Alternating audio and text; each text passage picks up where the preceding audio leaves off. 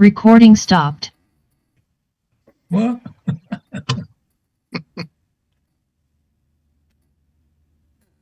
Okay. Recording in progress. Welcome, everybody, to the July edition of the Tips and Tricks SIG. Our format will be open forum, and then we can go through some of the topics of things that I'd sent out as discussions for tonight.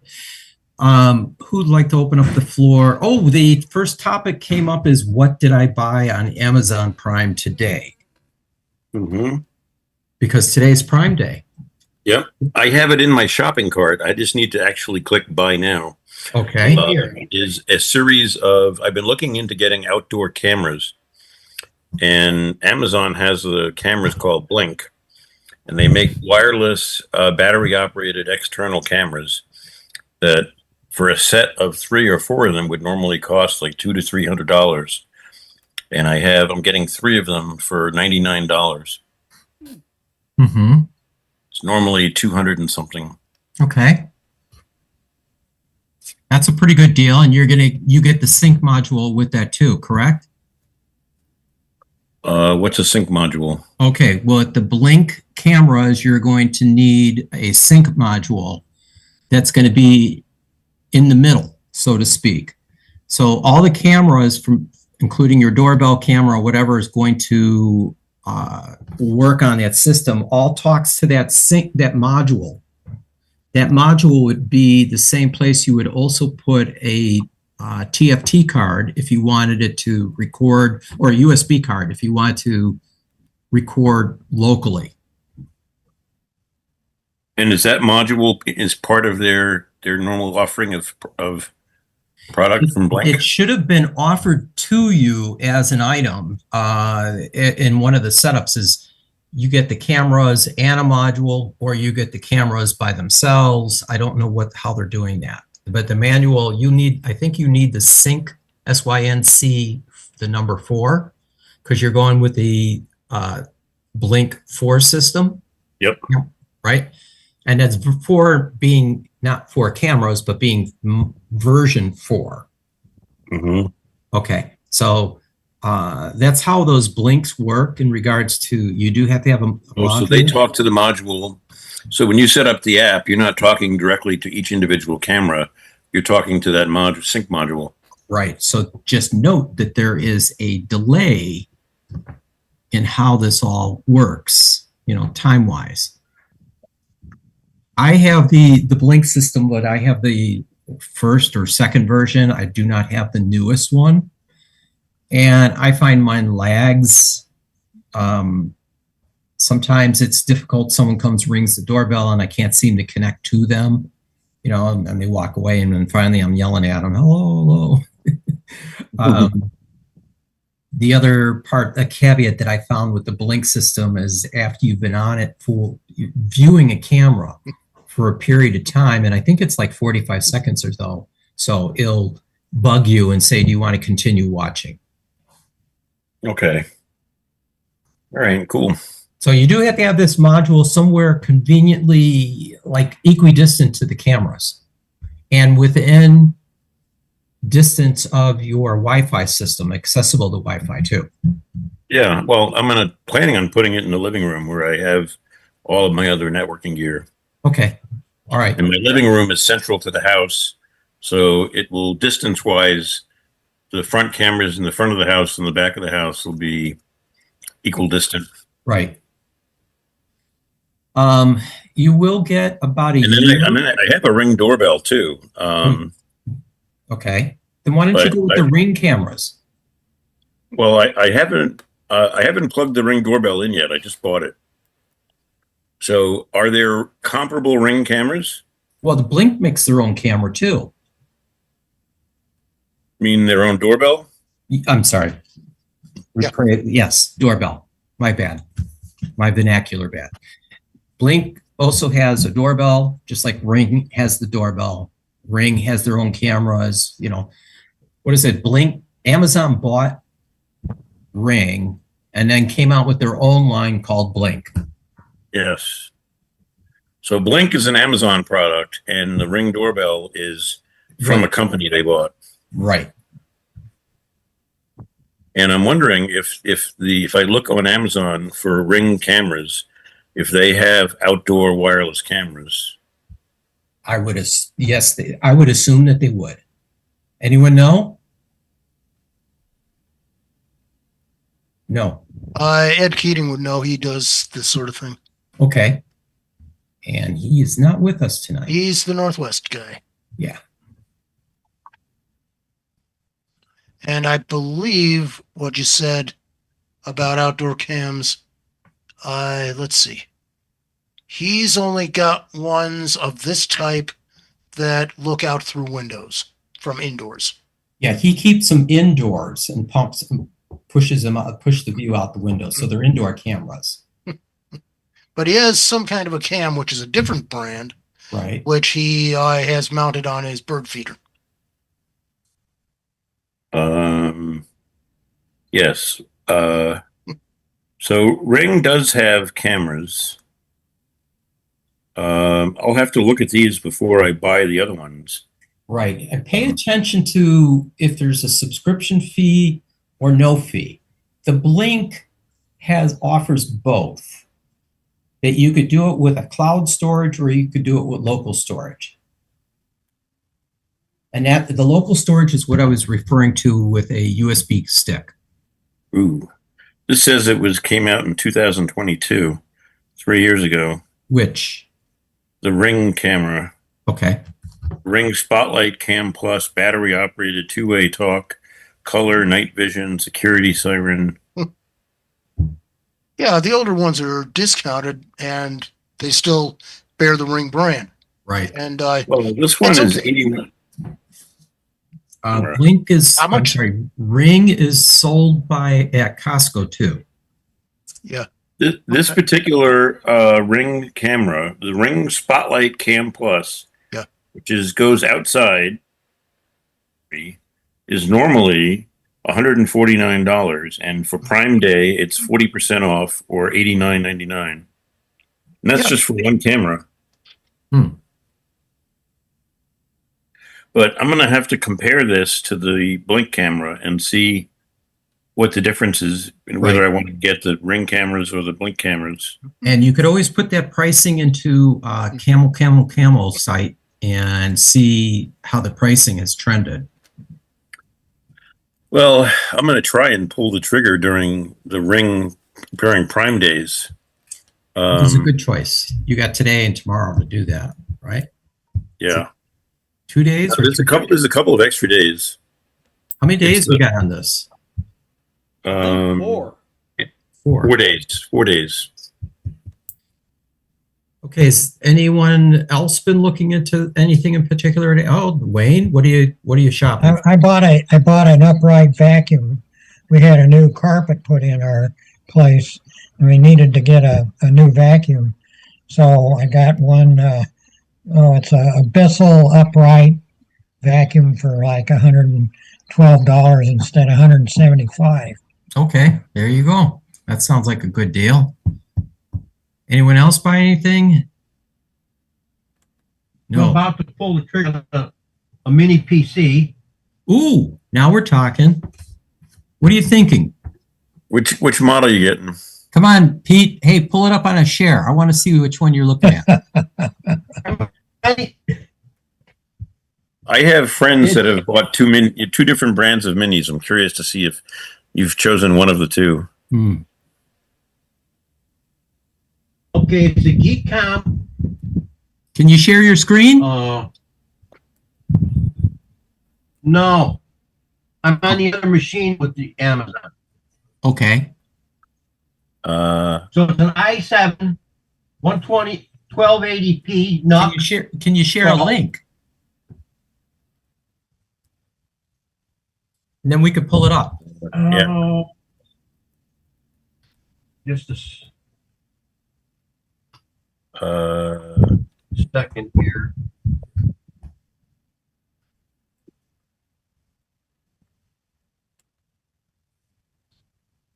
All right. I don't see Pete's doing something. Just a sec. Did you put it in the chat? I got to type it in the chat because I'm on a different machine for Amazon right now. Oh, okay. Oh. So, all right, give us the specs on it. Okay, so it's Who makes it? 32 gig RAM, what? Who makes it? Ecom. Ecom. Ecom, yep. Ecom. The 1T12 Gen i7 1280p 32 gig RAM, 1 terabyte solid state drive, Windows 11 Pro, USB 4, 2.5G LAN, 8K video card for 4 monitors. Now, Pete, did you mention which generation of Core i7 it is? What number generation? 12. 12. Is this 12 Okay. or 1280p? Here we go. It's 12th gen Core All i7 from Geekom. Yeah, right, yeah. might be Yeah. this one. And it's with 32 gig of RAM. Is this it, Pete? Yes. Okay, so it's 466. Is that what you found it for, or did you find it for less? Not any less than that. That's about 30% off. Or Okay, let's 15% see off. if 15. Camel shows 15. anything. Looks like It came out last September. Or no, September a year ago. sorry. Camel. Yeah, it came out a year before last September. Lowest price was $310. Boy, that was a long time ago though. It was in 2022. That was before the final. Actually, that Sure. 310 blue is a flat line. It Yeah. hadn't come out yet. So 466. This is a nice unit. I was looking at this one too. Yeah, it's the kind Yeah. of thing I'd expect in the $500 Yeah. range. Yeah. Yep. I just put into the chat the model that I've been eyeballing from Geekom. It's Okay. on sale also for a couple $100 off. So I might get one of those too. Let's Although, see. You said you put one in the chat. Let's see which one you put in the chat. yeah, it's their this is one of their muscle machines. Oh, is this the Core i9? Yeah, Yeah, Ultra Ultra 9. Yeah, Core i9 Ultra, yeah. $950. Yep. you know the laptop that I'm on right now has an i9 in it, and I paid $1,300 for it because it was a laptop. Yep. You know, getting a desktop computer is a lot more affordable. Well, not a lot more when you're talking about minis because they basically have laptop components. They are, and which brings up a conversation of the fact that they're using laptop-based structure or architecture. What does that really mean? For one thing, with drivers, it tends to be similar to the system on a chip, SoC, which Okay. means the drivers are a unified package. And if you update one, you should update the others. It also means more frequent BIOS updates for these guys. The one thing that I need to be careful of that I want to do research on, I don't know how you find out, is a friend of mine bought a Geekom computer and it had 32 gigs of RAM in it. He wanted to upgrade it to 64. He opened it up and found out that it only had one slot in it for the memory and one slot for hard drive. You couldn't add a second hard drive or more memory. That's true of most of on the storage. That's true of most of the minis I've ever researched, and only a small percentage have 2 up to 4 slots for the storage. For the memory, there are a small percentage where the memory is soldered onto the motherboard. There is no upgrade. There's other ones that have only 1 slot for memory, but most of them have 2 slots. This particular one indicates 2 slots, and it might be able to handle 2 SSDs. Yeah. Yep. Yeah, I'd like to have 2 SSDs because I want to possibly use it as a storage server and have 2 hard drives, one as a redundant to the other. But initially, I'm just going to take the Windows that's on there and back it up to an external drive and then put Linux on it.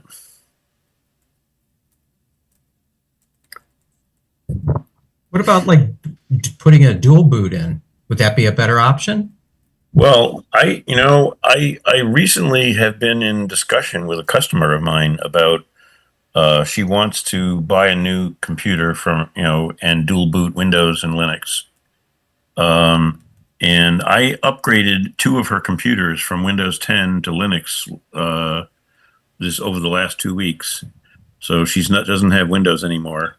Um, and when I put Ubuntu Linux on one of them, or actually both of them, because they had Windows, Ubuntu asks you if you would like to dual boot, and then it offers to rearrange the hard drive partitions to make room for the Linux. I do not recommend dual booting on a single drive. I'm not joking because you can run into problems with doing that if you're running Windows. Windows doesn't like being aced out and sharing its resources. So anytime you do an update with Windows, you may lose access temporarily with the Linux, and then you have to have special tools to recover that so that it's working again. Oh, okay. So what you want to do? I have had that experience also. Yes. And I no longer recommend dual booting on the same drive. Most of these, including your choice, you can have 2 different drives and they can have 2 different OSs and nobody cares. Right. Unless you run into one really edge case scenario with Windows 11, where it blacklisted the bootloader Mm. for Linux. But that was quickly overcome. Well, so what I might ultimately do is you don't need as powerful a machine for Linux as you do for Windows. Right.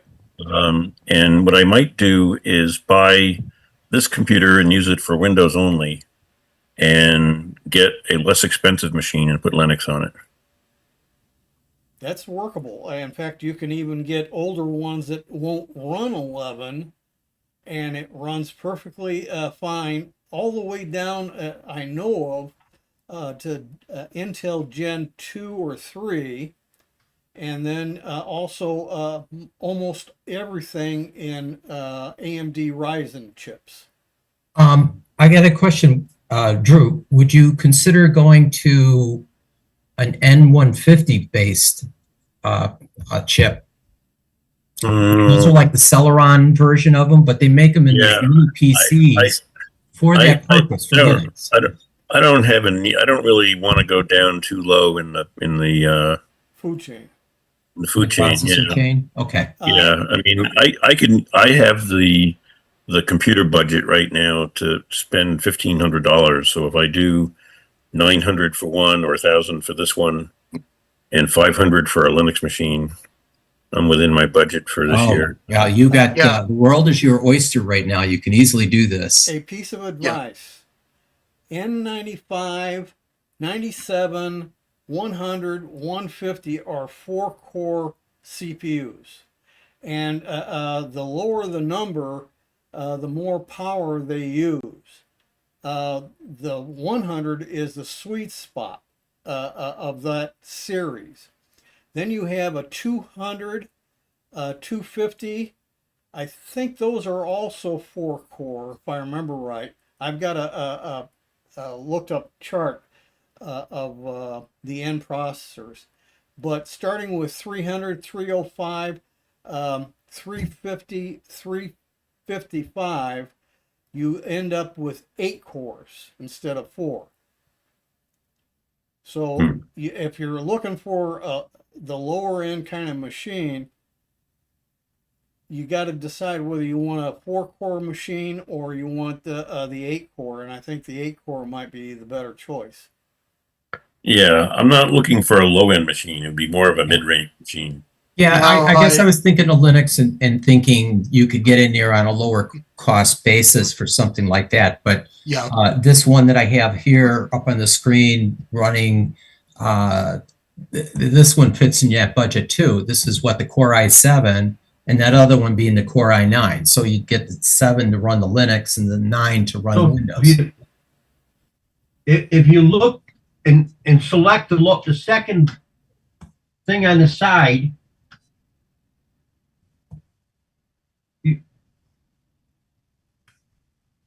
you got the icons on the side of the machine on the page. Yes. Select the second one. Whoever is running the machine. This one? Yeah. So it shows it's an Alder Lake 14 core 20 thread. Right. that is vast overkill for most Linux. Way over. Yeah. Mind you, he's got the budget. This would be a good Windows 11 machine. Yeah. Mhm. That's the machine I'm looking at right now. And I you think could, this is and a I great know machine to get. One lower than that, I got a Core i5 from them that I use at the school. now I And it will run. Can't you get this configured with Linux on here instead of Windows? No, usually most of them do not come with anything but Windows, unless you get a used one, which I usually get is the used one. All right, so they don't. But it's a case too. More and more machines are being made by more and more companies that come native Linux. yeah, I built-in Linux I have had some difficulty with. I got my 12th gen NUC with Ubuntu supposedly working in it. Well, it didn't work with some of the peripherals and I had to reinstall. So, given how easy it is to install Linux, do your own. Actually, I think that's a better choice too, doing your own, deciding up front what version of Linux you want. And right now I have mostly Debian based software for Linux. And but I do have a couple arches, and I'm looking at a couple other new things coming up that I don't know. It's a different genre than what we're used to. Yeah. 3-year quality support. I wonder what that means. 3-year quality support. Yeah, what does that mean? Presumably, I would say if you got problems, they'll be there to help out. Yeah, it's if a component fails or something physical goes wrong, it's not technical support. Well, there is tech support with the hardware, but they won't give you software support. No, I wouldn't care for that. I wouldn't need the hard. I would just want hardware support. Yeah. I have a friend here who bought a new Dell Mini Tower about 6 months ago. Started having all kinds of blue screen problems with it, Yeah. and he fortunately bought a 1-year extended, premier warranty for the Dell, and they replaced his CPU, thinking that was the problem, and they replaced it with another defective CPU, and he continued to have the blue screens. Then they ultimately made him ship the tower back to Dell, and that's when they discovered that they had put in a second chip from a bad lot, and they put in a new CPU, and now he has the machine back and it's working flawlessly. Yeah.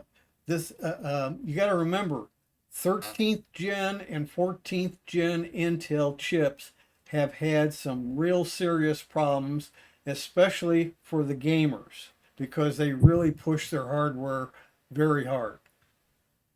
He's got, I don't know what the generation is, but it's not a 13. It's either a 14 or 15.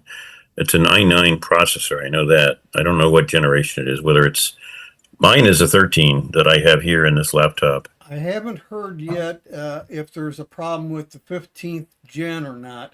I would think since 13 and 14 had problems, that hopefully they resolve them in manufacturing for the 15th on.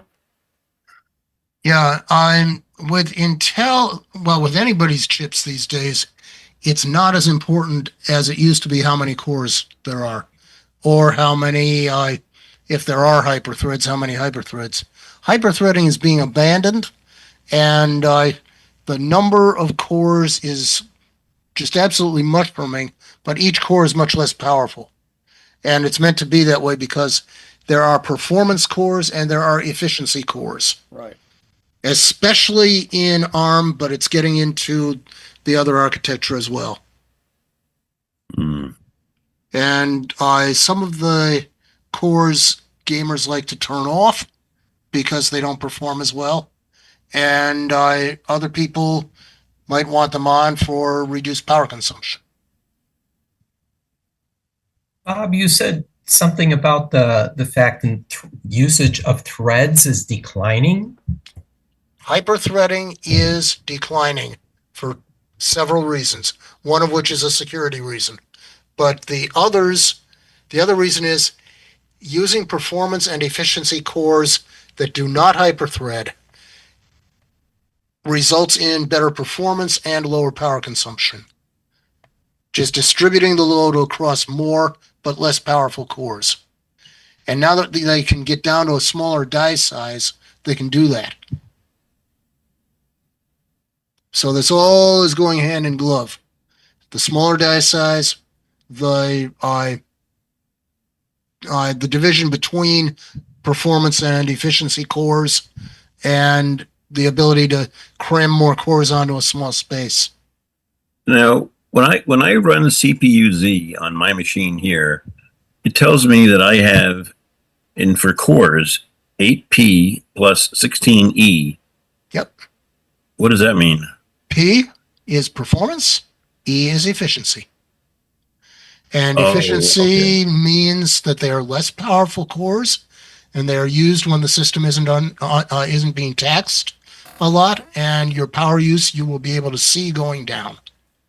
Okay, so pretty dramatically. So it has 8 performance cores and 16 efficiency cores.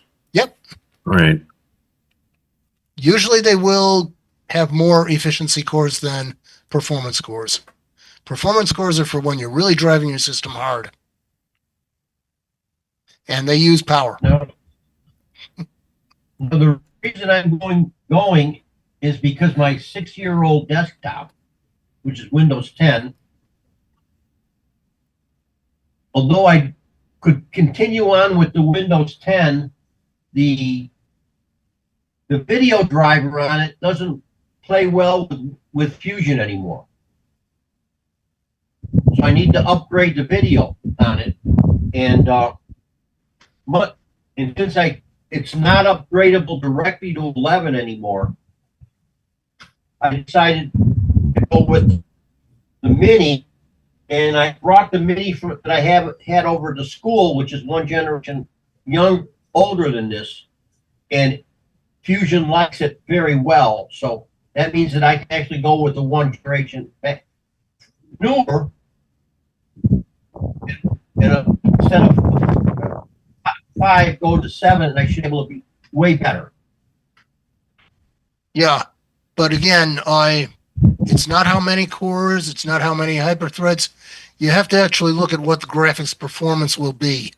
And you'll do best if you can find something which has or can have added a separate graphics processing unit. Some of these doesn't need that. Fusion does not need that. It just needs the video drivers work with 11 or 10 well with it, have a little bit more memory than the old one than the other one. And I don't want to upgrade the other one. I might convert, which is It's plenty good for that. And Okay. this one that handles 6 or can handle 4 video screens. Okay. So actually, I could have 2 on the desktop, one with Fusion and one with the normal desktop, and that would be really nice. Well, one thing that they're starting to do is put more graphics cores into some of these processors, some of the newer processors, and they actually have the onboard graphics with some of its own graphics memory, all that on the same die as the CPU. And of course, don't forget, a little sidebar, they're also putting in NPUs for that kind of processing. AI. The the Core Ultra series, I believe, have NPUs. Yeah. NPR or NPU rather. Yeah, NPUs. Is But- that what they call those? Ultras? Because I think that Yeah. Core i9 was an Ultra. Indeed, Yeah. it probably is AI capable, Right. The one provided other system requirements are met. yeah. So it might turn out that thing can be made Copilot certifiable. Right. Okay. So Although this as is it the stands, Core it Ultra probably isn't. 9. This is the other one that he was looking at for $950. Yeah, it says that video editing is one of the things that it's touting, but I don't know what that would mean Mm-hmm. in a mini. Well, for video editing, which is one of the things that I will do with it, is I run DaVinci Resolve, and that's a high-end graphics edit, a video editing app Right. Yeah. that likes to have lots of memory and CPU and GPU. Mm-hmm. And this description says that this model is indeed AI capable. Yeah, But whose AI it's capable of, we don't know. yeah. It's right now the computers are putting chips in, and who knows what software actually uses it, if anything. Yeah, that's always a question mark. AI is just evolving so rapidly, you never know who's doing what. It's almost like I think you're buying a chip ahead of the software. Yeah, you don't really want to be doing that. You want to make sure that you're matching your hardware choice to the software you know you're going to run, not the software you might be running 5 years from now. Got it. Because right now nobody knows what that's going to be like.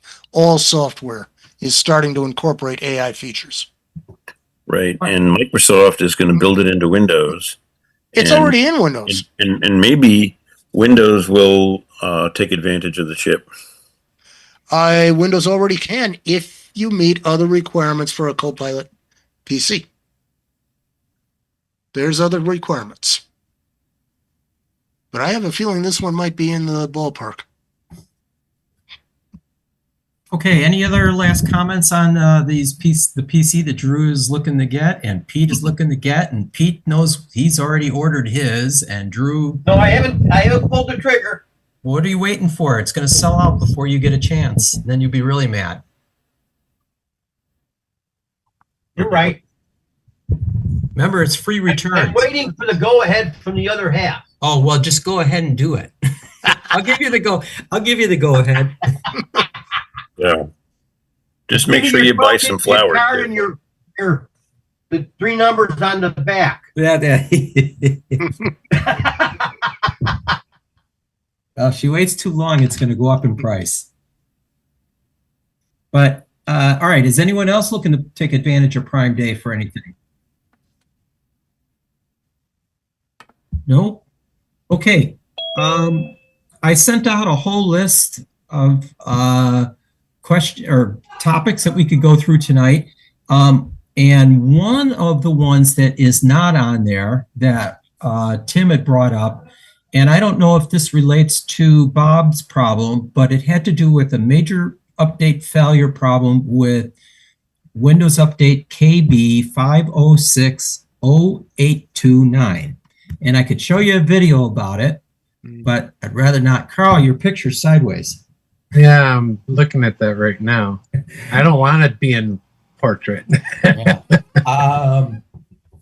So, anyways, Tim, do you want to rattle off on this? I could pause to show the video, pause the recording to show the video, but I think just going over quickly the synopsis. Generally speaking, a guy called that has a website, YouTube, Brit09. I've played a number of his videos at various meetings for quite some time. And he got this update. His taskbar disappeared, and after a short period of time, the whole screen went gray. And so he's been trying to recover from that. One of the key things is, in 10 or 11, it doesn't matter, make sure your restore point is on.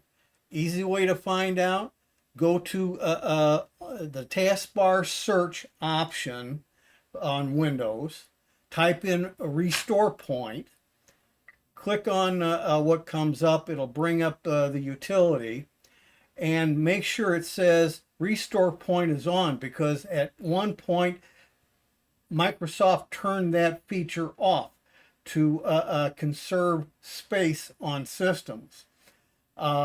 Now, you can turn that on if it is off. Then you have to click on the configure button to give it an appropriate amount of your storage capacity to hold restore points. It doesn't have to be very big. And then what you want to do is in settings, in Windows Update, there is a bar line option that says the update history. That's where you'll find whether you've already got it or not. If you've got the update that he talked about there, you probably have no problem with it. But there are a lot of people, besides the problem he made a video on, a lot of other people are experiencing problems with the same update, but different types of problems. So you got to go into Windows settings, update history, and that'll show you all your updates. And you can even do a search by that KB number. Put the whole KB number in, and it'll tell you if it's got it in your history or not. If it's not there, make positive that before you do this next update, that you create a manual restore point. That's the create button on the restore point option screen, and say that this is pre-July Windows Update, and save that there. Once you got that, if you get it in and it screws up your system, you want to quickly do a restore of that restore point that you made, and it'll wipe it out. Do not reboot if you get in the bad update, because that's when it goes into effect when you reboot, and that can cause you to have problems. Now you got to go have the restore media on flash drive to boot up your system, and then you can do that restore point from that media. It's a pain in the butt, but it's the only way to get out of the problem. Yeah, that's just a generic cumulative update. Yeah, but it apparently it's got wasn't totally vetted, and some parts of it are causing some big headaches. So be aware of it. Bob, is that the problem you were running into?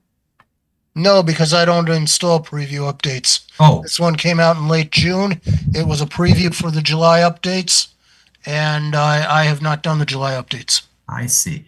So, Tim, this whole update that we were just talking about is a preview update? Well, there are the main ones were released today, the 8th. That's the second Correct. Tuesday of the month. That's And- right. And Okay. previews come out towards the end of the month. Sometimes they are not fully vetted. They may have a problem in them, and apparently this one did. Okay. But So this is a most- preview update. Well, it may be. I haven't seen it yet. Okay, myself. The issue was with a preview version of this update, Ah, and this is why you don't allow optional updates. You don't Well, allow that- preview updates Well, because they often are even more half-baked than the first release of the monthly that's updates. true. But preview updates also sometimes correct problems from the main month's update. So There are things like that too. So you have a kind of like a two-edged sword there. Do I do the preview to correct some problems that may have been in the earlier update, or do I stay away from it because there might be unvetted flaws in that preview that you're getting that will cause you nightmares? I would say if it ain't busted, don't fix it. mhm. Yeah. I just took a look at my system restore. I have it set to 4% of my 1 terabyte drive, which comes out to 37 gigabytes. You don't need It- that kind of Well, space. it says that I'm currently using 16. Well, yeah, but here's the thing: the more you give it in space, the more restore points you get. Here's the Yeah. problem: restore points are temporary insurance policies, short-term policies. You only need your restore points to cover maybe up to 2 weeks time, because if you got to go back on a restore point too far, you wipe out any data that may have been put out there, and that's a maybe. Sometimes it leaves it alone, and sometimes it doesn't. Any configuration changes you made, any new software you put in, any software you took out uninstalled will be back in. Yeah. So you got to be careful with restore points. You only want maybe 2 or 3 gigs of space, and that's about all you need. Not a joke. Well, according to Gemini, it says here that a typical Windows 11 restore point can consume between 600 megs and 2 gigabytes of space per restore point, depending upon what system changes are being captured. Yes, Right, that's and you absolutely are never going to end up wanting to go back more than about 4, yeah. and even that's pretty far. I don't know where you guys get that. I've saved a lot of machines in time that you needed older restore points. I mean, I did it in a business for years, and that No, sometimes those were handy. you're Windows 11 you're has mixing changed up this. backups and restore points, and there's a Yeah. big difference. A You know good what? I'm not backup- making No, a no, no, no. mistake. Good No, I backup. understand. I know what a backup is. I know what a drive image is. I know what a restore point is. And you also make an image of your machines as well. And that, if you image your machine, you've got a great backup in between every update. I always do. Yeah, That's a savior right there in itself. Use our drive, one of those products. They work great. yeah, I'm with Carl. I was going to say, Or rather than rely exclusively on these restore points, you do need to do image backups once in a while. And if you have frequent changes every week or two, if you have infrequent changes at least every month before you expect the Microsoft updates, Yep. an image backup you could restore to, and that will be a full rollback, and anything that would have changed you will have fixed. Well, if And it was the- working before. And the first topic for tonight's meeting is RescueZilla. Yes, that's one way to do it. Yes, I that have is my one way. I have my preferences too. RescueZilla actually I'm not a is big aimed fan more of at the Linux market. I'm not a big fan of RescueZilla. I like CloneZilla more. But Macrium Reflect is what I use to image my Windows machines and Linux Yeah. machines. That's a Windows one, but RescueZilla, I believe, is free. Yes. Yes, it is. Yeah, RescueZilla offers like a whole desktop interface. It's almost like a little operating system. Right. It's just a case where with RescueZilla versus CloneZilla, CloneZilla is more command line type of situation, and lots of Windows and Linux users want to avoid the command line. Period. So Yeah. RescueZilla is a fork off of CloneZilla that gives you a graphical user interface that almost all people will be much happier with than playing with command line. Yes, let's bear in mind these products are doing clones, and clones are not true backups. You cannot restore files from within these clones as easily Wait a minute. if you can do it at all. The RescueZilla and CloneZilla will do real backups, not just clones. So I have used both in the past, and I still use RescueZilla some. It's just a case where I haven't had a problem restoring a complete backup up and running again with them. The one difference between what Drew brought up with Macrium Reflect, you can set it so that it has a immediate verification of the backup image you just made before you have control back again on the system. With with RescueZilla and CloneZilla, you have to do a separate operation to verify that your backup was good. With Macrium Reflect, I've never had a failure of any old version of an image backup working for me. It dead solid. Yeah. I also have had good luck so far with CloneZilla and RescueZilla doing the verification. When you don't do verification of the backup, you're taking the crapshoot like 20 years ago of just doing a backup and praying to God that when you need it, it actually works. And instead of getting a message saying, "Sorry, Charlie, it's corrupt." Now, I do want to point out something else about restore points. Windows 11 has introduced a policy of expiring restore points every 30 days. Yes, that's true. And so you are being strongly discouraged from keeping them any longer. That's right. And that is not laughable at all. It's a better policy that instead of relying on all these old restore points, that you should have an image, and preferably an image from which you can do file restoration. Also, another tip, another Microsoft saving situation. They used to back up the registry, and you had a backup image of the last good bootable registry. They turned that off a long time ago. Yeah. You have to research to find out how to turn that feature back on. Otherwise, you're running with one registry, and if anything goes wrong with it, tough luck. There it is. I did not know this about Windows 11 restore points expiring, but it's as of the June 2025 Well, like I said, update. it's a short-term insurance policy, just like your backups is a long-term insurance policy. You got to think of it in those terms. They're deleted after 60 days of creation. All right, it's 60. I don't like that option. I'd like to have, if I want to choose to keep 4 or 5 or 6 or 7, that should be my choice. I agree. You know what? You can do that up to a certain point. I think you can change the expiration time frame too, but I don't know.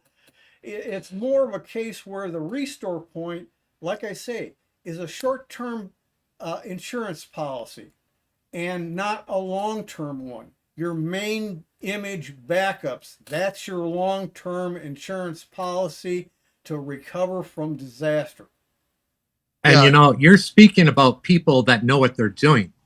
And when you run into people that I've helped many all over this whole country that don't know what they're doing and they don't make backups. And guess what? Them old restore points have helped me save many machines for that reason. Yeah, you got to reload stuff and that's all understood, but it still helped you recover. So Way you back, know, it's not truly short term. Carl, way back in Windows 10, I can't remember exactly the version, but I think it's like 1907 or something like that. They turned off restore points. So unless somebody goes in to turn it on, you haven't got it to begin with. That makes it even tougher. And you hope that they've turned it on. But if you're out there helping people, it's one of those things you hope, I because help how many people people do keep backups? My How computer many- background goes back to 1969, and I've been in PCs since 1975. All right, Yeah, all right, well, all right, you ain't let's beating keep me this by going much there, forward. man. You ain't beating me by much. So, I would like to mention one other thing. If What? you want to keep track of your restore points and have a list of them that you can selectively get rid of all but the most recent, CCleaner has a screen on which you can see that under its Ah, tools. Right. okay. And it's called System Restore. And that'll And you also can tell look you at if you you're, want to get rid of them, you can get rid of them. That's also a case where it can, with CCleaner, you checking that can tell you whether your restore point is even on to begin with. Yep. Because they'll show up. That's right. And If you got no have restore points, it's off, and you gotta know how to go turn it on. if it's on, there's two kinds of events you'll normally see. Scheduled checkpoint, system checkpoint, and Windows update. Right. Those are the two that are definitely there Yes. if you have it on. And now, normally in the past, and I don't know if they changed it again policy-wise, usually that 30-day expiration is for manual created restore points, not the automatic and scheduled ones usually. They do have an expiration too, but I think it's longer. I think those are the ones they're saying are 60 days. Yeah, I think so too. But 60 Whereas days if you is the create limit. one, I think it's 30. Yeah. And so you got to be careful about some of this stuff. It's the restore points are just for short term in case something goes wrong after you've done an update. I can get back to what it was before the update. Now, Yeah. your main backup images, that's your big long term one, so that I can go back years if I've got the backups as far back as I have backup images for. But you also want to make sure before you restore those, you have a current image of what you got on your machine, because it's going to wipe out everything that's on the machine, put it back the way it was years ago. You got your full image. Maybe you're trying to salvage a file or several files that were on that image. You get them off, then you restore your current image back, and continue your life from there. A lot of people do that. Okay, shall we go on to the next topic? Yep. All right, please, I sent out a whole bunch of list of topics. Please pick one out and I'll be happy to pick it up and discuss it.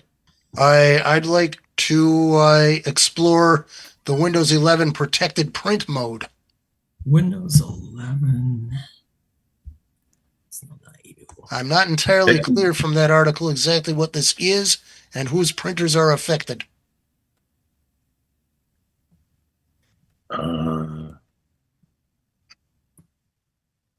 Hmm. Protected print mode. That's one of the items on the list. Where is it on the list? Windows 11 protected print mode. Well, HP That is one. not going to like this, whatever it is. Actually, HP has signed on to this. It's Epson that is having some Oh, issues with some of the printers, including, I think, mine. But I'm not sure. 9% of Windows security problems are caused by the printing system. Did not know that. I'm surprised it's so little. Let's see. Print Nightmare was the flaw. Right. But I don't understand exactly how this protected print mode is operating. Whether it's a sandbox or whether it's something else. Nightmare. Okay. Windows protection print mode. I don't know if you guys can read this. This is a little Protected print mode, yeah. little fine print. I'll blow it up on my end. Features helps ensure that the latest security standard for printer software. Turning this on may limit the availability of some printers using an older default security standard, which tells you absolutely nothing. It tells you this may break your printer. It may break your printer, but why can't we just tell you which printers are going to be broken and not broken? Because that's where it gets complicated. Well, of course. Well, yeah, you know what? Computers are designed to handle complicated things. I hate sloppy, cheap programming. Well, Print Nightmare was a result of some sloppy, cheap programming Oh, there you called go. called the print queue. Ah, the print queue. Is that the problem? That was where the problem was injected. So this is called Windows Protected Print Mode. Print mode. Does it give you any documentation as to what this thing is supposed to do? You have to know something about the mechanism behind Print Nightmare and how the malware was injected. Yeah, like you said, it would be nice if this told you more. There's plenty known about Print Nightmare. On via the settings. So you have to go into settings. Internet Print Protocol uses a standard IPP class driver. Anyone experience what this thing is? You have to have special drivers that are compatible with it. Just like there are a few other security features for protecting memory that require you to have the right drivers. And my webcam drivers are not compliant.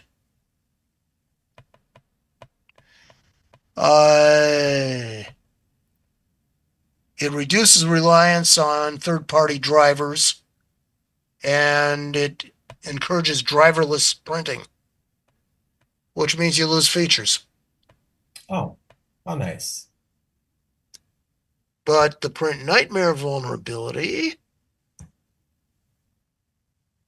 well, it's the print spooler that was vulnerable. So this is something you should activate, but activate it at your own risk, right? Make sure your printer is on that so-called MOPRIA list. Ah. And unfortunately, Epson is not really an original participant in MOPRIA. MOPRIA Alliance. HP is, Canon is, several others are, but not Epson. However, there's a list of Epson printers. There's a place you can check, and there's a list of Epson printers that are compliant. But it skips right over my model.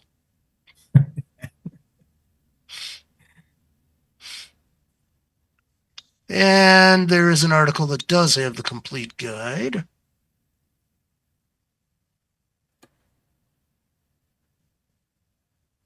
I've never heard this. It's a security enhanced printing platform. We'll let Drew go and play with this, and he'll give us a report next month. Yeah.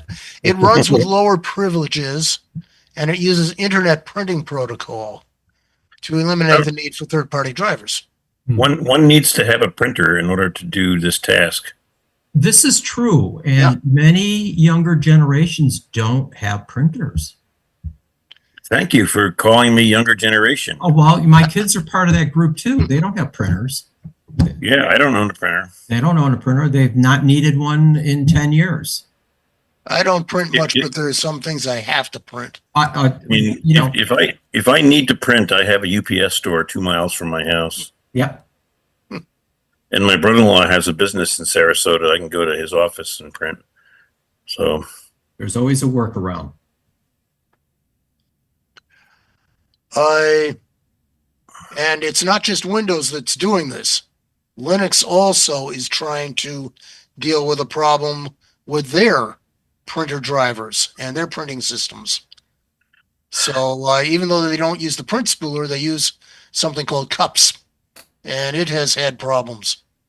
yeah, I have those 2 Linux machines that I installed this last week. Both of them have the same printing problem to the same printer. LibreOffice is configured to use the standard A4 paper, horizontal, standard format and everything. And that's the way the paper is in the printer. When you send a print job to the printer, there's an error that shows up on the printer saying that you've sent it the wrong paper size. And Yeah. then you clear the error, and then it starts printing.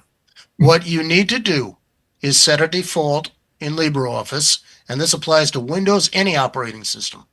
And instead of A6, which is not a standard American size, it's an EU size, you want to set it to American letter size.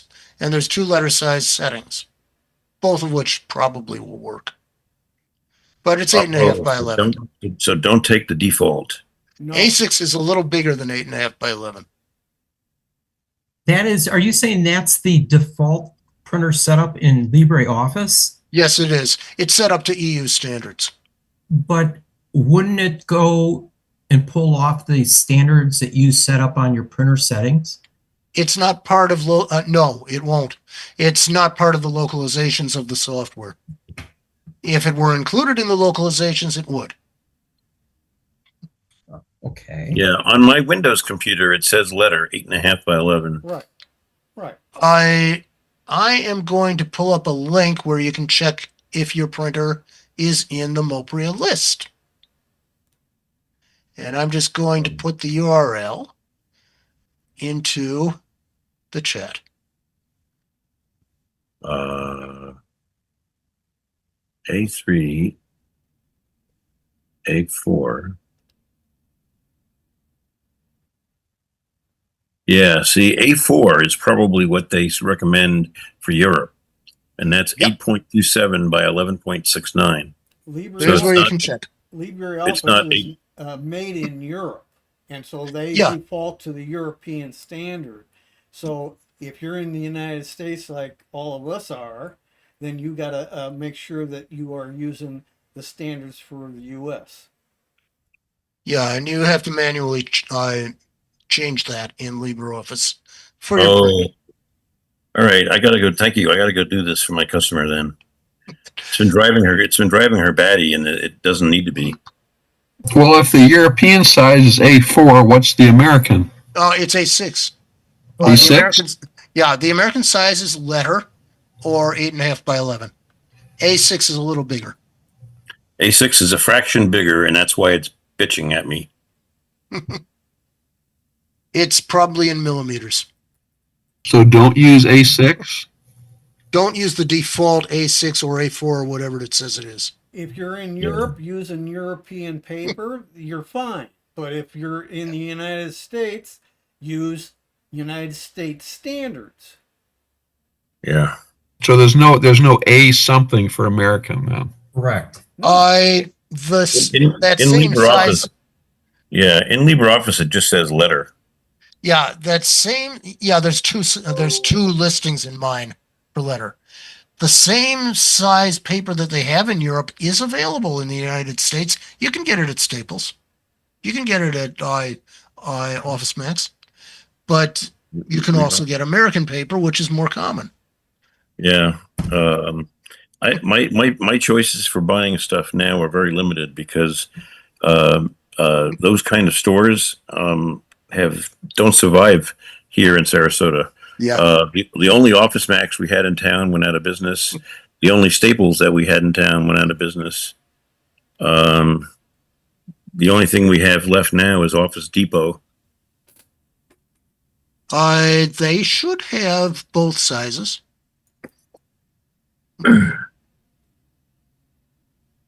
Okay, shall we go on to the next topic, Yeah. please? Um,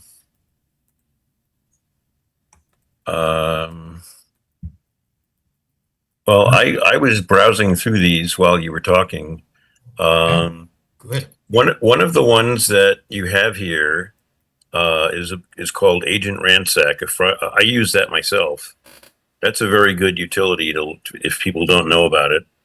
And the home computer while traveling recommends the same Rust Desk software that I use also. Okay, let's first go to this Agent Ransack, which is a free file searching utility. Yeah, it's a nice searching utility, and it can search inside Word files. Ah.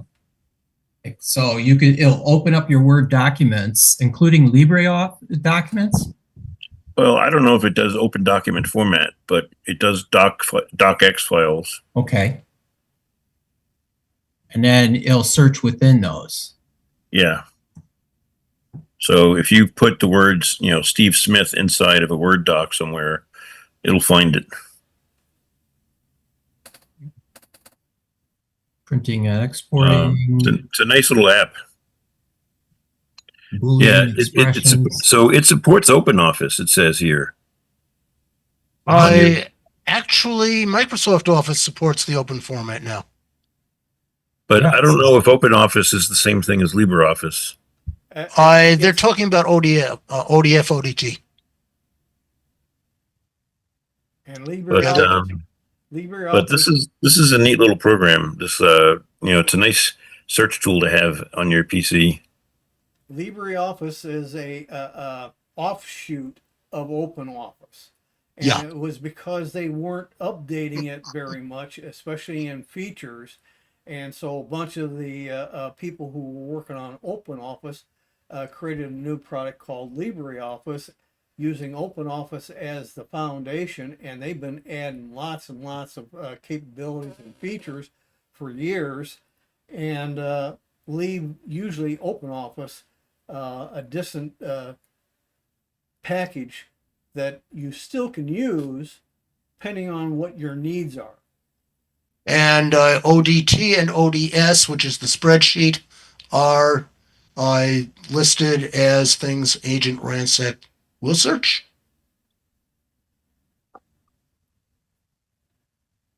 In fact, there was stories within the last 5 days. There's more and more European cities, large cities, that are going to toss out Microsoft and go to like LibreOffice as their standard. Yes, there are some European Union governments that are moving to LibreOffice. I don't know how many people in the U.S. will do that, but well, supposedly in Bob's neck of the wood in Massachusetts, they went with open source software also. To some extent. And there was a little rollback. Okay. because Microsoft does offer pretty aggressive educational pricing.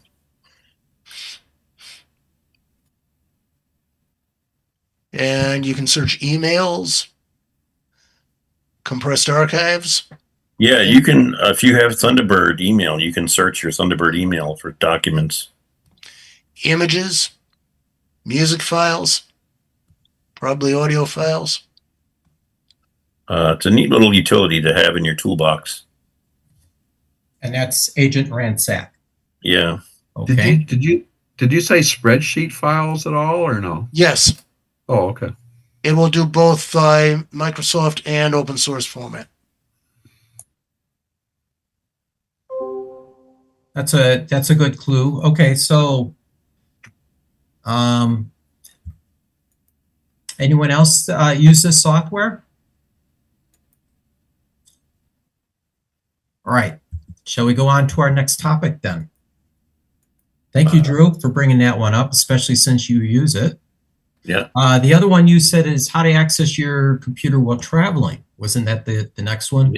Yeah, that was the very next one. Yeah. Right. Okay, so let's get that going. And I'll pull that up Access in a the moment. home computer.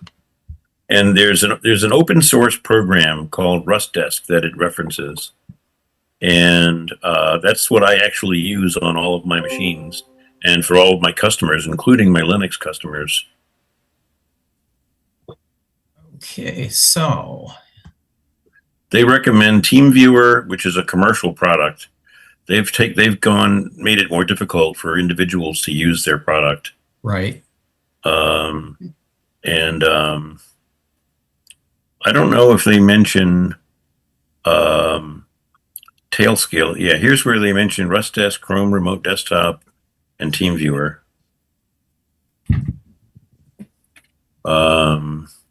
Because all three work on Windows, Mac OS, and Linux, which is part of their criteria for becoming eligible. So Rustdesk is the only one here that's open source. Any of these you've used? I transitioned from TeamViewer to Rustdesk.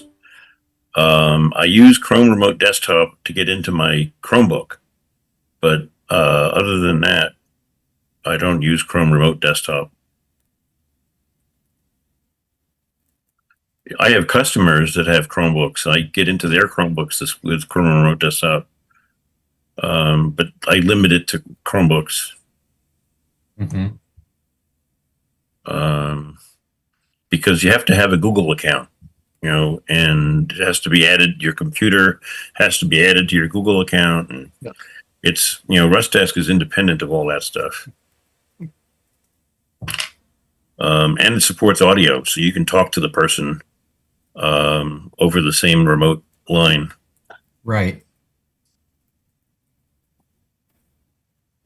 So you've used Rustdesk. Yes, I have it running in the background on my computer right now. Machine right now. So you have to have do you have to run a client and a client version of it? Well, you run the client version on all of your machines. Okay. There is no server version. And if you're a business and you can have your own server, I use their server as a directory agent so that it can find computers located anywhere in the internet. And it has a Mac client, a Linux client, and when you install it, it's going to automatically discover devices on the local network. But each device has its own unique 6 or 8 digit code and a rotating password that changes every time you turn it on. But you can set a permanent password for, which is what you want, for remotely accessing. So even on my cell phone, they make a version for Android and iOS. You could use an iPad to take control of your Windows computer. In fact, I used it last week. Samsung phones and all Android phones now have remote desktop, have a desktop operating system built in if you plug it into a monitor. And I used that last week to run Rustdesk to take remote control of my Windows computer from my cell phone. And that worked very well. What?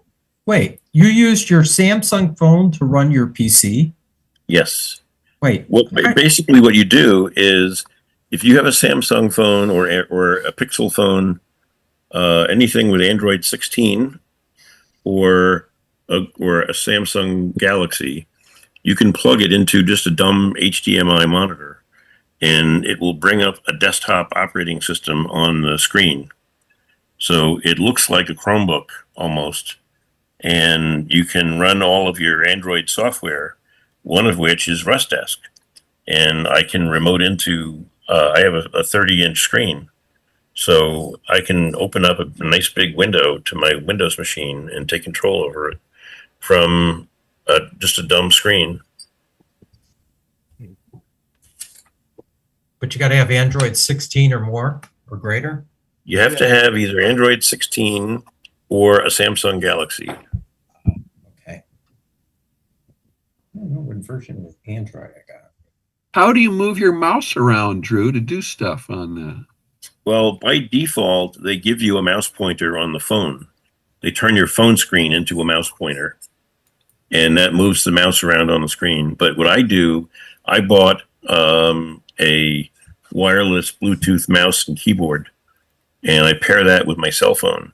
And I have a stand. I put the phone in the stand, and so I can use the camera for the Zoom meetings. And I use the Bluetooth keyboard and mouse.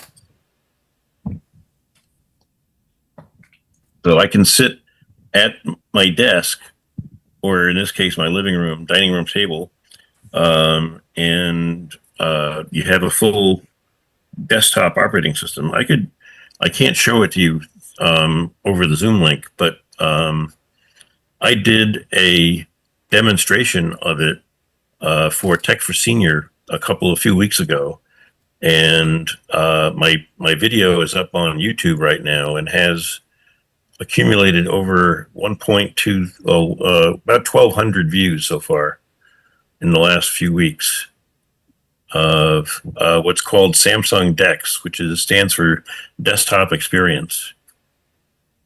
But Android Pixel phones have it now as well. And Apple is going to have it for their phones coming up in 2026. The young generation of people are going to start using their phones as their primary computers. They're not even going to own a computer. Many of them don't own computers now. They live on their phones. And you can plug a Samsung phone today into a monitor and with a mouse and keyboard and not need a computer.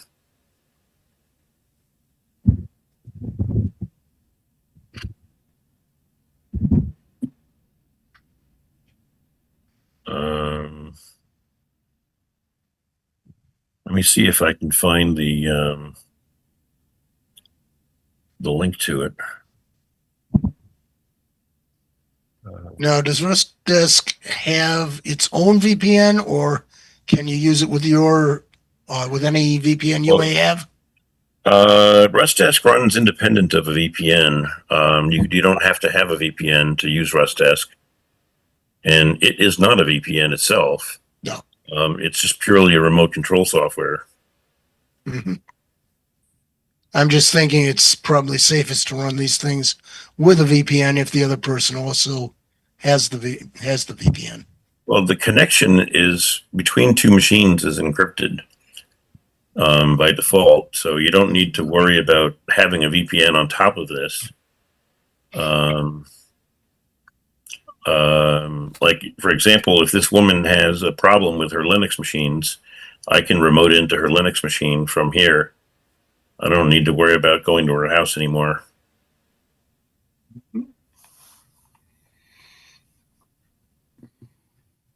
Okay. We covered that one good. Shall we pick up a new topic? Yes. Please. How about that last one? How to delete yourself from the internet? Although I don't think that's possible. I'm wondering what they're going to say there The last one. in the list. Yeah. Oh, how to delete yourself from the internet. That's a good question. How do you delete yourself? Yeah, that's a challenge. It is a challenge. It's much easier in the EU. Oh, Incogni. I bought that for a year. I'm sorry, what? Oh, you were reading on If you the scroll, article. scroll, if you go back all the way up, go back all the way up to the top. Back up to the top. So, See what it says Incogni? yeah. What was your opinion on it then? Because I've looked at that. I don't know what my opinion is because it claimed to remove a lot of data from a lot of different places. Mm-hmm. It contacted places that then asked me for my verification that I wanted it removed. So I kind of got the hint that it did actually do something with some places Okay. because I got notifications from places that had data on me, and I needed to verify that I wanted my data erased, and before Okay. I got erased. So I think it actually, in some cases, does work. I don't know how well it works, but I was offered a discount for it um, through my NordVPN. NordVPN has partnered with Incogni, and they offer it to their customers at a discount. And so I signed up for it. It cost me, I think, $40 for a year. And I let it run out because it was just too hard to determine um, the real value of it. And it was going to go up beyond $40 after the first year. So I didn't keep it. And what you're saying right there is basically pretty much what I've read, what other reviews and things of it. And they think it works, but they're not sure. But they've had a couple of hits that make them think they're doing something. I've seen the same thing, so that's why I kind of wondered. Oh, it's a real person. Yeah.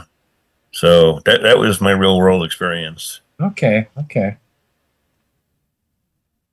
Okay, so How long ago was that, Drew? I mean, you talking a few years ago or just last year? Probably a year ago, last year in 2024.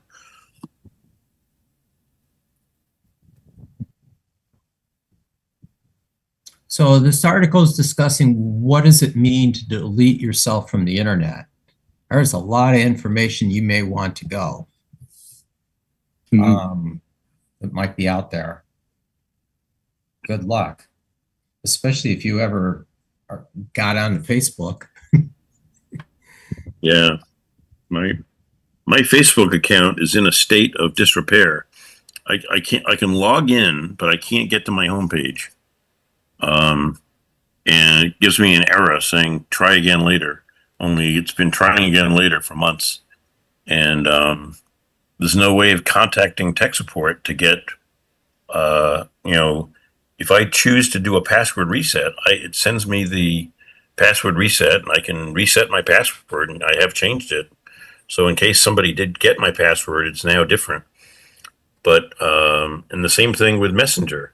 With the Facebook Messenger, I can launch Messenger, but I can't send any messages, and I don't know why. Drew, one possibility, because I've seen this, I use advanced firewall on some of my machines, the primary machines at least. And a lot of what you're describing there is the firewall not letting out messages. And so you have to, if you've got firewall, you have to check its level and see if it's a case where it's doing the blocking. Well, I have the Facebook app on my cell phone, and it's been on there for 10 years, and it just stopped working a few months ago. Yeah, but Nothing has changed. uh, Nothing has really. have I you been can't getting imagine what. software updates? Have you been getting? I've tried getting in from Windows, Linux, my cell phone, my tablet. None of my devices can get into Facebook. Yeah, but if these are all being updated, you don't know what changes the manufacturers of the software are making and imposing upon you. And firewalls is one of the things that can block a lot of your communications. Hey, Drew, as a suggestion, find somebody that you trust to try to log in on their equipment for you just to see if it's something related to something in your systems or whatever. Good. Well, he could do it from a system that he's never accessed those accounts too. Yeah. Just call up a I brought up a virtual machine. I brought up a brand new virtual machine. There you go. With no VPN, no antivirus software, no nothing. And it couldn't get in. All right, so back to this topic here. part of this article had to do with this, the merits of this incognito, and utilizing that. That's in this part here. They're saying what you could do to remove yourself from the internet is you need to spend some time researching, put your name in, your phone number, your address, and see what companies come up that have your information. And then you can contact them and tell them you want them to get rid of it. There's forms you got to fill out. It takes time. Or you can subscribe to the software that you could use for 30-day free and see what it does, which is that incognito. And they talk about it in here in this article. But then they also go down further on places that your information is, like you could do a face search on Google and look for yourself there. I don't know what that will come up with. Anyone? Take a photo. Ooh. I guess if you upload your photo to Google and have it search for it, it will show up if it's out there. I know, but isn't just uploading it to Google giving it to Google? Anyone? No. They say the other thing is stop data brokers from buying and selling your data. Don't give them much data anymore. Stop giving them data. Like stop sharing information, I guess, would be one way. Has anyone tried to delete themselves or remove their content from the internet? No. I mean, when someone passes on, and they've been gone for a long time, how do we go about removing them from the internet? Well, one question is if you have a spouse that, like my father passed away a number of years ago, his Facebook page is still there. I used to be able to log on to it, but I don't remember what the password is anymore. So he's immortalized as he is. Yeah, I just put into the chat the error that I get when I try and access Facebook. It's just weird. If I type in the correct password, it tells me I can't log in. If I type in the wrong password, it tells me I'm using the wrong password. Is it possible somebody hijacked your account? Well, I'm thinking that maybe somebody did, but that's why I went in and changed the password. I had permission to go in and change the password. So it is different from what it was when this started. So I have a new password, but it's still corrupted. Mm-hmm. So I was asking about what does anyone know what procedures you would do if someone passed on and you wanted their data removed from the internet? Is there Well, for example, my friend's husband passed away. He had a Google account through his cell phone. Mm-hmm. That Gmail account is probably still there, probably still receiving messages. And whatever data he had on his Google Drive is still there, but his wife doesn't have access to it. I don't even know if she knows what it is or what's there. Mm-hmm. There have been some articles and videos, YouTube, about taking care of your online accounts after you pass away. And usually it's up to the executor of the estate to have the information needed to get into all your accounts and either close them, or you can, like in the social media, leave them out there in memoriam. And that's what it sounds like Right. with Drew's father. Right. And the only problem was we weren't able to go into the page. It would have been nice to go into the page and say, 1930 to 2011, so and so, put something on there. Right. Isn't it possible to? I just pasted into the chat it looks like there's a lot of people who get this an unexpected error trying to log into Facebook. I put it in the chat. It's a link. It gives the AI overview, and it looks like they're giving like six or seven different things to that it could be. So you're not the only one, it appears. Drew, they got a whole list of things to try here. Yeah. Yep. Thank you. I remember we once had a presentation or something that was done on what to do on doing something like a death letter or something, where you created this one final file that would have all the right information in there for people to be able to take care of your business upon your death. And now we're not talking, I think it's going to include, I don't know if that includes checking. I have a lot of trouble getting my family members and customers to use a password manager. Never mind for themselves. Never mind sharing that information. Yeah, that's just it. You know, it's enough work for us as individuals to keep up on just ourselves getting online every time. I can't imagine, you know, the laborious act of John Doe trying to get into John's dad's place, you know, or Facebook page, or everything that he's ever been to, his bank accounts, his everything. There was some sort of a presentation about this, about having it put into your wills, and I know my wife and I have modified our wills so we have access to our partner's information.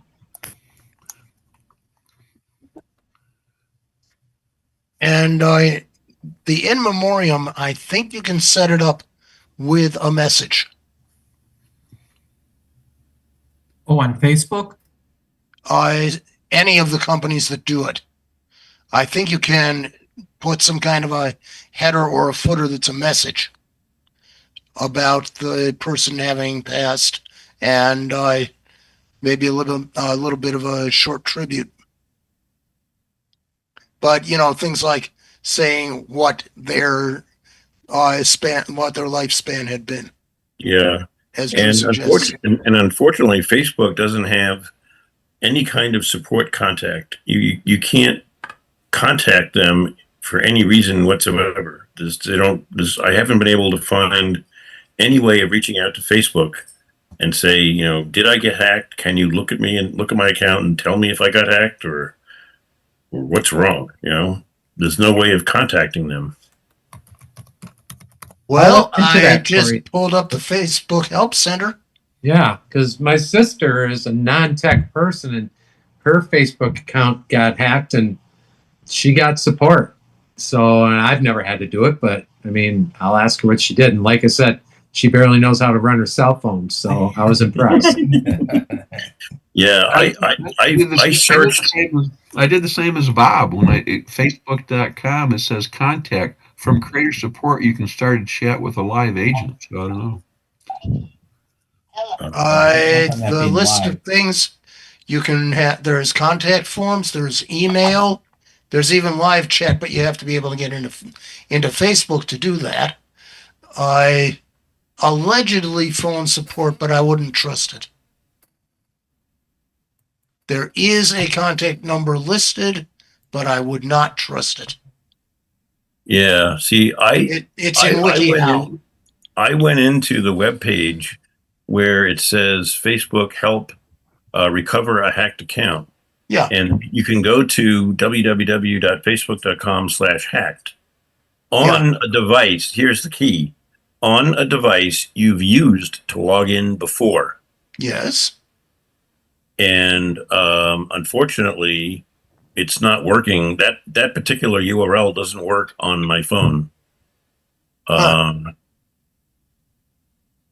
Is there any other device you've ever logged in with? Not any of the desktop computers. You know, this started happening. My Windows laptop, I don't normally use Facebook on. I only use it on my phone. So the fact that I couldn't get into the hacked entry area on my phone kind of left me in the dark, because there was no other place that I've ever successfully logged on. One You don't of the- have an old retired PC that you put on a shelf that you used to go? No. Drew, on that there, besides the firewall being a possible problem, more and more places I'm seeing are putting cookies on, and anything that clears off your cookies could remove that, and you have to re-verify who you really are to gain access again. So a lot of them, like C Cleaner as an example, allows you to take and save cookies and put them into a restricted area so they don't get removed. Zoom is one of them.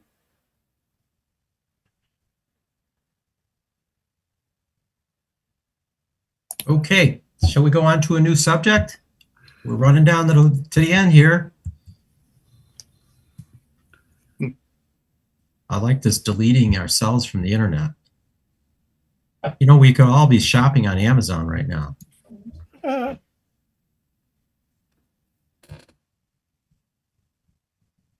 Pete, did you order that PC yet? No, Okay, I'm just checking. Let's see, did it change in price yet?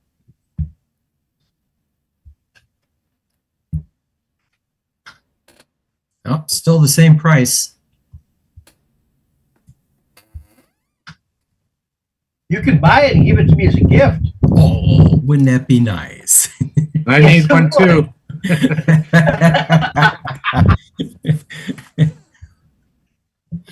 We should all get in line. I like the one Drew's getting, that Core i9. Ooh, baby, Ooh. that You know what? I'll take the substitution there. You'll take the substitution. All right. So Yeah. I just went into facebook.com/hacked on my cell phone again, and it asked me for my user ID and password.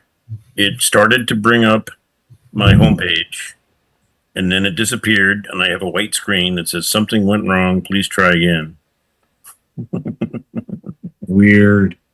It sent me it has my cell phone number in my account, and it sent me an SMS code to enter into the website to verify that I am who I say I am. And that worked.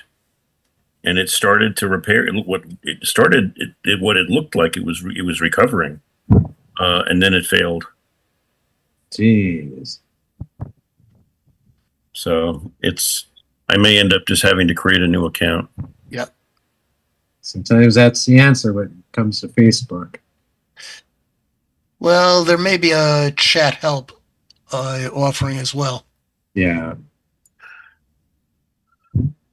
Hey, Sanford, in the list, how about 9 menial chores ChatGPT can handle in seconds, saving you hours? Saving me hours.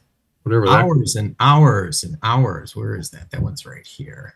near the bottom. Yep, got it. And I just got an email from Facebook saying, "Did you just log in near Boston, Massachusetts?" And that's where my VPN is connected, to Boston, Massachusetts. Oh, so it wasn't me. No, it was my kid. You know, I think I saw on that list that I sent you, Drew, I think one of the lower items did talk about VPN being a Yeah, the issue that I have with that is that I've been using the same VPN with Facebook for years. That hasn't changed. That's not a new entry, and I can disable the VPN. I've already tried it. It doesn't work.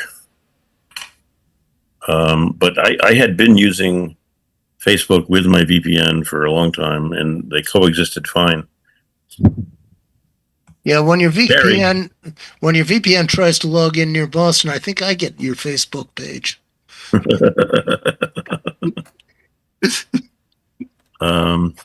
Yeah, I do that. I connect to Boston so I can listen to the Red Sox games. Oh, there you go. All right, so topic here, what menial tasks can we have ChatGPT do? One of them is write your professional emails that you need to effectively speak to people in a professional way. Generate itineraries and schedules. That'd be easy. I guess you put in your calendar and it'll create an itinerary for you and it'll schedule it all out. So I wonder where it stores all that. Yeah. Well, it just keeps, ChatGPT will keep a running list until you tell it to clear it out. Okay. Yeah. Because you can recall discussions that you've had Yeah. before. Yeah. It's all good. Hey, nothing is erased on the internet. Break down difficult concepts. Okay.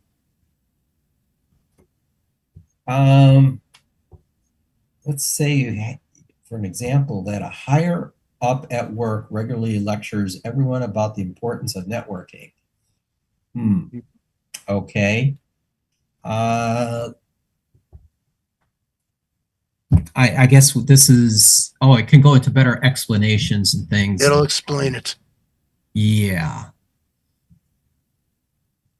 Analyze and make tough decisions. Yeah, I want this to make a tough decision for me.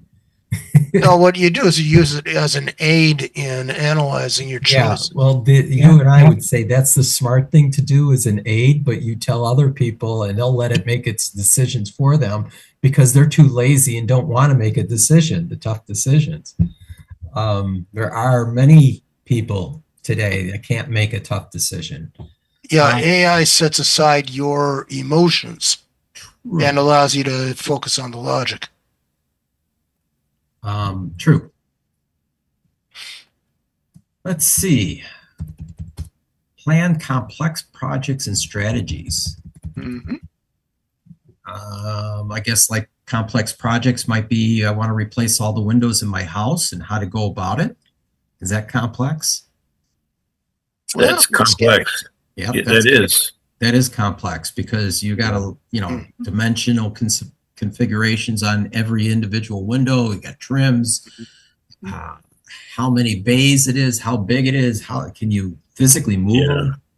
My house has shifted. I'm on a slab, and my house has shifted a little bit. So some of my windows open, some of them don't open. If I had replacement windows, they would have to go through window by window and fit the window properly. Or you could push the house back. You mean like they used to make windows in the 40s and 50s? Yeah, like windows like from the 40s and 50s. Those 40s and 50s don't move. Those are the old windows. My father was originally trained as a Fenstermeister, a window maker in Germany, where everything is stone on the outside. So you have to cut every window frame to fit the stone. Yep. Flashcards. Yeah. Flashcards for learning. I don't want to learn anything. Like with flashcards. Maybe for kids. Would that be good?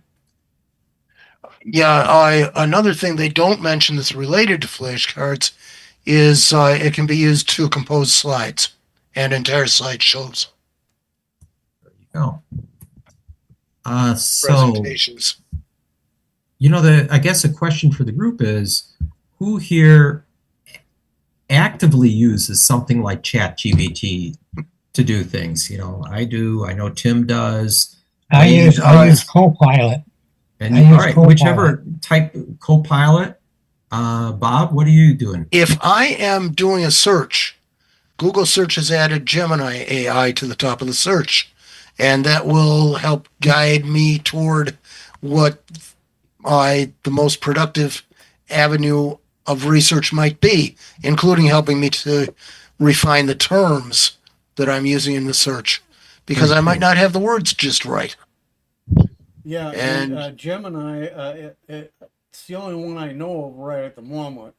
I've done it where I did a basic question and it gave me back the information I was looking for. And they wanted to know if I wanted to create a research report. And I said, why not? Let's see what it looks like. Yeah. It's several pages long. Yep. I'm not kidding. It can do that. An executive style research paper. Yep. Official research design. So you got an executive summary up front, and then you go down into the details broken down. But With citations? I also use Claude, Copilot, Gemini, ChatGPT, and I haven't gotten around to trying out Perplexity. Both Gemini and Perplexity will cite their sources. So you can check and see whether those are correct sources, whether those sources are truly applicable to the problem. So I'm curious, that those in our group that are not currently embracing or using AI in any aspect, other than maybe if you put it into Google search and let Google do it as just like a default, but what's the barrier that's preventing you from using it, the product? Concerns about privacy, about No, the Tim, we know you're using it. I'm asking those in the group that are not using ChatGPT and the like. I just think that the searches that are end up being a little more advanced than what Google would normally have done. But I don't have a lot of projects that need citations that I'm publishing and that kind of thing. So there's no obstacle as such. I just, as a curiosity, every couple of days I'll take an hour and just try a few things. Okay. At least you're trying it. Trying it is good because there is a lot to it. Drew, you were going to add? Yeah, I find that if you have one of the engines, at least one, either ChatGPT or Copilot or Perplexity, as an app on your phone, it makes it very easy to go in and just ask it a voice question and just say, how do I unlock the doors on my car, my new car? Right. My niece just got a new car that has a plug-in hybrid, and she plugged the power charger in from her house into the car and then couldn't figure out how to unplug it. So we just went into ChatGPT and said, how do you unplug the charging unit from a 2024 Toyota RAV4? And it told me. You have to lock it, and then you have to unlock it. Yeah, you have to use the unlock. That's what I have. You have to unlock the door. Yep, but you got to lock the door first. Make sure it's locked. If it's, because if it's unlocked, you can't open it. You can't pull the plug out. You actually have to force it to lock and then unlock it. When you unlock it, it does a click and it pulls the pin and lets you pull it out. Yeah, we figured that out. We just had to go to either one of the doors or the remote and click unlock, and it unlocked it. Yeah. So Drew, you brought up some interesting points that, like Harry's, hold on, Dennis. I was saying Harry was thinking that you got to use something like ChatGPT and stuff for more elaborate projects, and actually not. It's for everyday things. It can give you a simple explanation on something, as simple as how do I read the codes on the tires of my car to know when they were manufactured, and it'll tell you where they're at and where the numbers are and what they mean. Yeah, that's what I meant by searching, right? So you guys are in one level of what it can do. I've been doing a lot of astrophotography lately. Oh, yeah. And I'm into graphics as well. And there's been people that you've been using, these AI engines to clean up pictures, which has been great. But in the astrophotography world, they may have taken a picture of the nebula or Orion Nebula or something like that, and it'll look beautiful. And pretty much most of their picture is history, and it seems to have added a few stars and it does things. So it can be good in one way, but you don't want it to overdo. But that's a whole nother use besides a text type, question and answer type thing. I like that. So you're go ahead, Bert. Well, I've been creating some demos for a future meeting on using Copilot with Excel, where it actually can do amazing things. Just asking it a question and it creates the spreadsheet. That's amazing. That's amazing. So Carl's doing it on a visual level. He's taking it to the next level of sending it photos and letting it enhance it and then denoise them, you know, maybe do color correction, denoise it, you know, do things like that to your basic photos. But we're Right. finding, like I said, our astro photos, it's sometimes you wonder if it's your real photo that you originally took. So your astro photos that you're doing, if I remember, you're doing like 200 shots at 60 seconds. I'll do shot? between 200 to 600 shots in one night, and then I'll stack those. But sometimes I'll do a mega stack, and I'll do a couple nights of 400 shots, let's say, and stack, you know, between 800 to 1,000 pictures, and then, you know, create my my galaxy. Wow. Well, I hate to say it, we're almost out of time. Is there any other last questions for the group? Yeah, my wife, I've just set up a new Windows 11 desktop for my wife, and she has to log in each time, you know, with a password. Is there a way to set it up so she doesn't have to log in every time that she walks away and comes back? Yeah, but it's not recommended. Well, but it's her home machine. They don't Yes. matter. It's a security feature, and Windows is all about trying to beef up the security. So bottom line is, it's there by default to begin with, but there is ways of shutting that login screen off. Isn't it So just simple? Go into power mode and check the default for turning off or for logging off the machine and set it to Okay. maximum. Okay, because on her Windows 10 machine, she didn't have to, every time she came up to it, she didn't have to, you know, log in every time. You know, I even agree though with you there. I hate that. Does she have, do you have a webcam on the camera on the computer? No, If you get a webcam, you can set up Windows Hello, which will enable her to log in with her face. So all she has to do is sit down in front of her computer and have the camera look at her. Yeah, it's what Pete said. Power settings is what it used to be in Windows 10. I don't know about 11, but power settings. Yeah. okay, And you can always use Whether an AI for to that sleep or ask the not, question actually. how to eliminate the login screen. There you go, Wayne. You should have just You'll asked get a AI. complete detail okay. what to do. I'm not Yeah. kidding.